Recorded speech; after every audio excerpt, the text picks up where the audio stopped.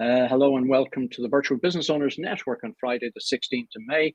And our guest speaker today is Maureen McCowen from Soft Skills Success. Maureen, take it away.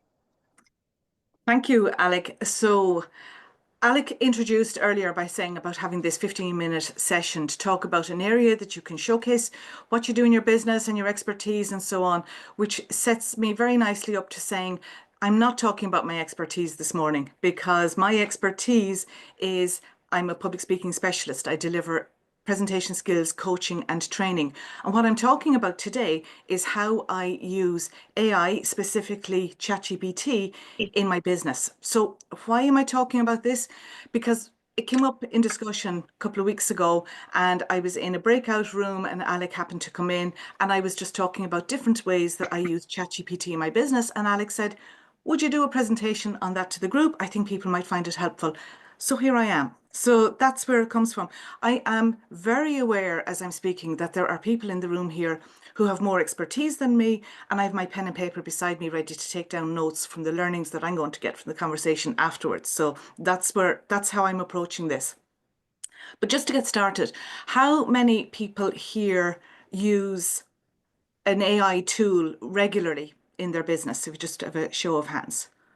Okay. And how many of you feel that you're using it effectively and it's saving you time and energy? Great. So that's what I'm talking about. There's expertise in the room here, and that's not the area that I'm coming at it from, but coming at it from how I use it and how it saves me a lot of time and makes my life easier in many different ways with regards to the business. So I'm looking at it from that idea of using ChatGPT to map my business. And MAP is my nice little acronym. And my acronym is for messaging. So message, it helps me with my admin and it helps me with planning. So I'm going to talk about each of those areas, and then I'm going to show you some of the prompts that I have put in. So I've got screenshots of some of the prompts just to show you the way that I have used it. And like I said, that's where the discussion will come up, because I'm sure I'll learn how I can do it even better from some of you here. The getting started part of it, first and foremost, is making sure that you've got, in my case, ChatGPT set up to the best effect. So when you go into, if I click on that MA at the very top right hand side, and you've got your list that comes up and customize ChatGPT. And when I discovered that, that made a huge difference to the type of answers that I was getting back, because you're able to put in, you know, what name you want ChatGPT to call you, tell it about your business, tell it about the tone of voice that you want. So for example there, what traits should ChatGPT have? And you've got the suggestions that are there. If it's professional, if it's friendly, whatever angle you want it to be on that. You can share anything else that ChatGPT should know. So I put a lot of time and effort into doing that so that it was set up and it knew the base from where we were coming from. So back to that map, those three core areas where I use it. And the first one, the M for message. So the obvious thing is for my social media posts. So LinkedIn posts, very often I will have an idea. Quite often I'm out for a walk with the dog in the evening. I get an idea. I open up a voice note on my phone, or I go straight into the ChatGPT on my phone, and I just ramble out what my idea is, and then I ask it to create a nice post around that. And at this stage it knows my tone, it knows my style, and it's able to put sense and structure around what I have used in a voice note. And I find that really helpful. You get an idea, think, oh, that could make a good post. Instead of sitting and having to think about it and spend time doing it, I find it great for that. I also find it great for taking some of my previous blog posts and repurposing them then for LinkedIn posts and social media posts. So it's useful from that point of view. I had tested it once and I just literally said, write me a LinkedIn post, because I wanted to see what would come back and how accurate would it be and how much would it sound like me and what I would post. And it had done a very good job. Now, it was missing that personalization. I like using stories and examples when I'm doing it rather than giving a top list of tips. So missed that personalization side of things. But as a carry me over when I'm stuck type of thing, it you know, what came out, I was actually quite impressed with.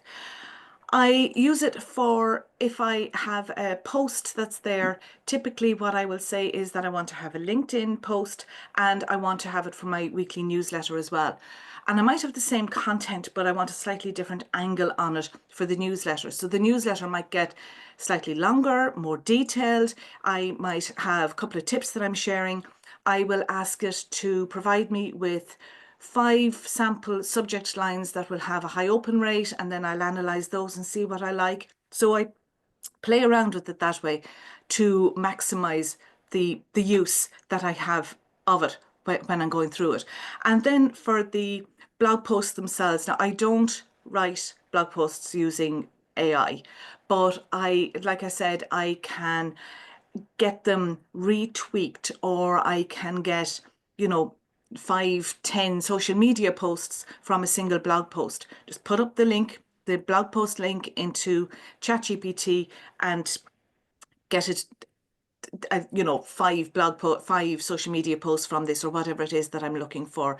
And it can do a really good job on that because it's got your tone. It knows where you're going from that side of things. So that's my messaging from a social media point of view, from the M. The A is for admin. And from an admin point of view, I don't know about you, but I find sometimes those follow-up emails, you know, sent out a proposal and there's no response and you need to get back in contact. And I struggle to find a different way of refreshing it rather than saying, you know, I just checking in to see. And ChatGPT is great for that. I'm finding different angles, different ways of doing it, and different suggestions that are there that I don't have to think too long about it. So I find it's great for that. Business proposals have changed a lot for me, and especially because a couple of months ago, back in February, I fractured my left wrist, my left elbow, my right wrist, and I was, you know, pretty incapacitated. And I started using Fathom at that point on discovery calls. So Fathom AI tool, so a note taker tool, essentially. So what I do now is I take not the transcript, but the summary of that discovery call that I've had with the client. I upload that into ChatGPT and I use it to create the basis of my business proposal. And again, I find that really helpful. And one of the areas, if any of you use the Goldilocks pricing strategy, where you're giving your 3 price options, and sometimes I'm like not really sure what to include here or what to exclude, and it can change from client to client. So it really helped me in that way to, I'm going to say, speed up the process, not even necessarily speeding it up. Sometimes it still takes me quite a bit of time, but I have a better end result. And you know, the proposals I feel are an awful lot more professional looking, what I'm sending out at the moment. And then it's great for brainstorming ideas for lead magnets. If I want to think about, you know, give me 5 different types of lead magnets that I could do if I talk about a particular program that I'm running or a particular area that's there. And it can give me ideas for thinking about what I want. Now, you have to put in your information. You know, you're going to have to be very clear as to what the purpose of the lead magnet is, or what you want people to achieve from it, or who it is that you're trying to attract, and so on. But once you're clear on all of that, and that comes to the prompts, I'll be talking about that in a few minutes. But when you're clear on all of that, it can really be great for brainstorming ideas. And that leads me into the P of my map, which is the planning. And this is where I really find it gold. And this is where I decided that the free version wasn't serving me anymore, that I needed to upgrade to the paid version, because in many ways, ChatGPT has become like a member of the team, because I use it for brainstorming, for bouncing ideas off, and, you know, trying to think of different ways of approaching things. So that planning is really helpful. The next slide here is a screenshot of a prompt that I put in. It's quite long and detailed, so I'm not going to read through it, but essentially it was talking about a business development idea. I was wondering, you know, would I create on-demand webinars and courses, or a membership site, or a combination of both, or any other options?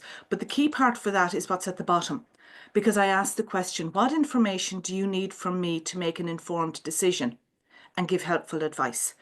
Because it's not so much that beginning bit of it, but where I'm getting information that's tailored to me is thanks to that question. Because what came back from ChatGPT were the questions about business model, target audience, market research, resources. Even by going through those questions and answering them for myself helps to give me clarity. Even if I didn't get anything else from ChatGPT, you've got somebody who's doing that brainstorming side of things. Competitive landscape, brand identity, positioning, goals, objectives, and so on. And then once we've that, our panel of experts can provide tailored advice and so on. I have developed that from not just a panel of experts, but I have asked it what experts would be good to have on this. And it said, oh, marketing expert and this and that. And who would you recommend? So then I've created that panel of experts so that there's conversation going back and forth between me and the expert team that it has lined up. So for example, I had Amy Porterfield for marketing. I had Stu McLaren, who is a membership expert. So you had all of these experts that were there who were asking questions and probing and so on to help to get the answers that you want. This isn't a time-saving device. This is something that helps with the business and the business planning. Another way that I had used it was for my website. I wanted to critique. I use the word critique a lot when I'm working with ChatGPT. Wanted to critique a page from the website, and again asked it, first of all, what information do you need to perform the task effectively? And I had my whole list of questions that were there. So from that critique that I got, I then told it, who my target audience was. But then I developed it and I gave the name of, or the websites for a couple of competitors, and I asked it to rank my site compared to the competitors that were there. Where was mine stronger and where did I need to tweak mine and so on. And I made changes based on that. I asked for, a short list of panel of experts, like I mentioned, so I sort of covered that side of things before. But the big part about it is not just in that original prompt that you put in, but it's in the follow-up prompts, and it's asking and it's questioning and it's critiquing yourself as the person using it, critiquing the answers that are there and pushing back. Because sometimes I find in the pushbacks is where I can get much better information from ChatGPT. So it's like, but what if, or why did you say this, and explain this to me, because that doesn't make sense, because, and all of those areas are what can really help to expand the answers. So before hearing what your thoughts and your expertise is, just my summary from my top tips that I would suggest when it comes to using ChatGPT in this case, use it as a collaborative tool rather than, like what I said, write me a LinkedIn post. It's how do we use it collaboratively so that you're working together and finding and tuning up what content you got from them so that it's going to suit you and work for you. Prompt wisely. The more information you put in, the better. And that's why for me at the moment, definitely using the microphone tool, whether it's on my laptop or on the phone, and just speaking like what I would if it was to a colleague and say, look, this is the story, blah, blah, blah, tell all of the information, and then it makes sense out of that and it refines it. But I find that works for me rather than a more stilted version for typing it. So the prompting wisely, but then use the follow-up prompts. So if it gives me 5 options, I ask it to critique its own work, critique each of those, rank them in, order of importance, or rank them in the ones that are going to be most likely to connect with the audience, or whatever it is that you're looking to achieve from your prompt originally, which is that keeping it from audience first. So for example, Alec could take that script that he has for the talk he's going to be delivering next week, define who his audience is, who's going to be listening to it, and say, what questions might they have based on this, or what areas might they find difficult to understand, or, what am I missing, that type of thing from it. And it's thinking about it from an audience first point of view. And then staying human. I mentioned that earlier. How do you make sure that you have, you can get the tips from ChatGPT, but the tips aren't enough by themselves anymore. You need to have that human side of it. So how did I use it for today? Well, I asked ChatGPT, first of all, to analyze the way that I've been using it. I then said to it, can you put that into 3 categories? Because as public speaking coach, I like the power of 3. I then said, could I have a useful acronym that I could use? And it came up with the MAP and blocked them into those. It came up with 5 other versions as well, but I chose MAP. So that's it. I'm at 15 minutes. My time is up, and hopefully you got something that might have been helpful for you there. Many thanks, Maureen. What a fantastic presentation.